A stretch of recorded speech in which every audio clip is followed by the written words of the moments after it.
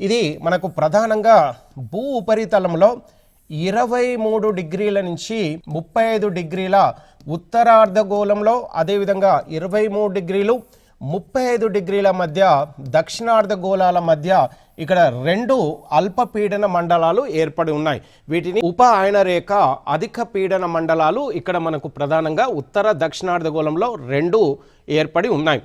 భూమధ్య రేఖ వద్ద పైకి లేచిన గాలులు రెండు శాఖలుగా విడిపోయి ఈ మండలం వద్ద చల్లబడి సాంద్రత పెరిగి అధిక పీడనం ఏర్పడతాయి. చూడండి, ఇక్కడ భూమధ్య రేఖ ప్రాంతం అని ఇంతకుముందు చెప్పాం.